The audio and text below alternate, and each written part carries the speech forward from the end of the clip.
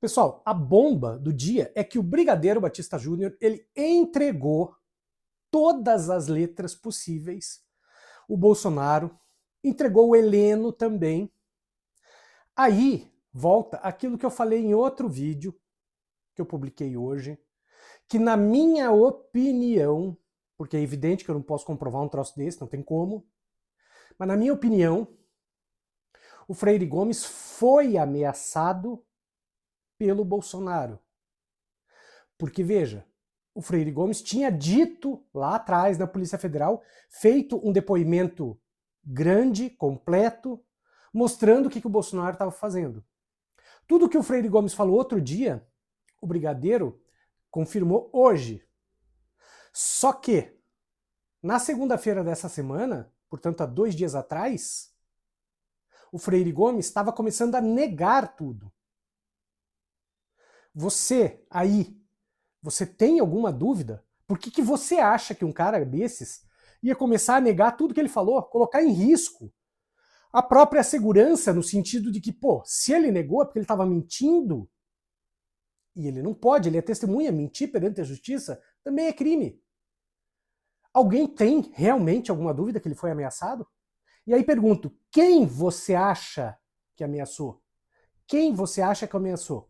Bom, vocês sabem que nós não temos as imagens disso, mas eu estou pegando aqui o resumo que o ICL fez das palavras do Brigadeiro. Presta atenção. Isso é bomba. Na minha opinião, isso é dinamite pura.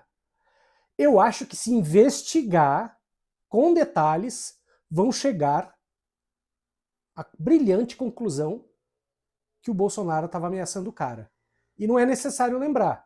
Isso é motivo de preventiva. Mas antes de continuar esse vídeo, peço para você a gentileza de se inscrever no canal, ativar o sininho de notificação para ser avisado dos vídeos todos os dias e considere a hipótese de ser membro do canal, R$ 4,99 por mês, e você me ajuda a fazer mais e melhores vídeos todo dia.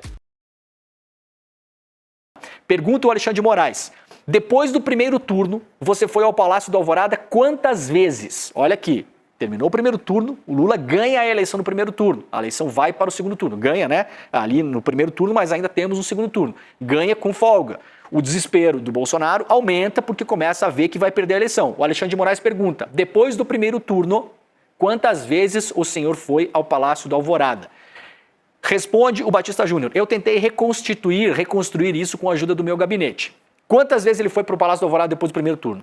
No dia 1º de novembro, no dia 2 de novembro, no dia 14 de novembro, no dia 22 de novembro e no dia 24 de novembro. Ou seja, em um mês, o Bolsonaro chamou pelo menos 5 vezes, o comandante da Aeronáutica para o Alvorada.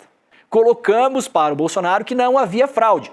Bolsonaro perguntou ao ministro da Advocacia Geral da União se havia alguma outra decisão jurídica a se tomar e o ministro disse que não. Voltamos então um dia depois, no dia 2 de novembro. Nos reunimos no sofá da biblioteca, na primeira mesa. Vejam que ele dá detalhes importantes, né? Não são coisas jogadas ao ar, né?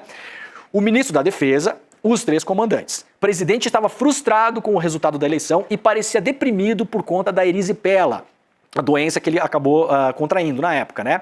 E esse assunto de garantia da lei e da ordem, de fazer uma GLO, começou a ser abordado nessas outras reuniões. Perguntamos para o Bolsonaro se havia problema por alguma crise institucional.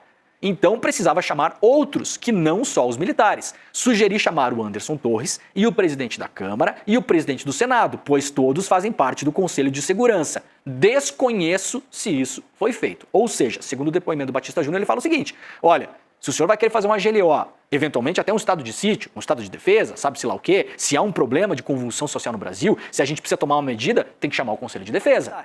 A partir de um momento, comecei a achar que o objetivo dessa medida era para não ter a assunção do novo presidente. Do dia 11 de novembro ao dia 14 de novembro, isso aconteceu. Fiquei bastante preocupado. Vamos recapitular. No seu depoimento em relação ao Freire Gomes, o senhor, perguntou Alexandre de Moraes, falou que o Freire Gomes ameaçou prender o Bolsonaro caso o Bolsonaro tomasse alguma medida inconstitucional. Isso aqui é um grande nó do depoimento. Vamos lembrar, nesse momento, enquanto o Brigadeiro está falando no STF, nós temos a palavra do Freire Gomes dizendo que não ameaçou o Bolsonaro de prisão. Acontece que no ano passado, quando o Brigadeiro deu depoimento à Polícia Federal, o Brigadeiro, Batista Júnior, falou que ouviu e viu, numa reunião em que ele estava presente, o Freire Gomes ter dito para o Bolsonaro que poderia prender o Bolsonaro caso o Bolsonaro tomasse uma medida inconstitucional. Então o Alexandre de Moraes perguntou isso para ele hoje. No seu depoimento na Polícia Federal, o senhor falou que viu e ouviu o Freire Gomes na sua frente falar que ia prender o Bolsonaro caso o Bolsonaro tentasse alguma coisa. O que é que respondeu o Batista Júnior neste momento no STF?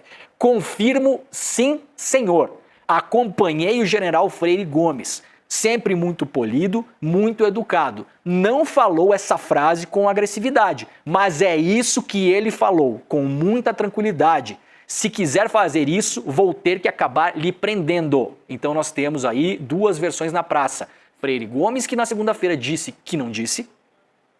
Batista Júnior, que para a Polícia Federal no ano passado disse que o Freire Gomes ameaçou o Bolsonaro de prisão, e hoje o Batista Júnior contraria o colega de farda e reafirma o que havia dito para a Polícia Federal, que Freire Gomes teria ameaçado prender o Bolsonaro caso ele tomasse alguma medida. Hoje, o então comandante da Aeronáutica, o senhor Batista Júnior, fala com todas as letras sobre o seu então colega de farda, Almir Garnier, que era o comandante da Marinha. Segundo ele, em uma dessas reuniões, o comandante chegou ao ponto de dizer, abre aspas, que as tropas da Marinha estavam à disposição do presidente.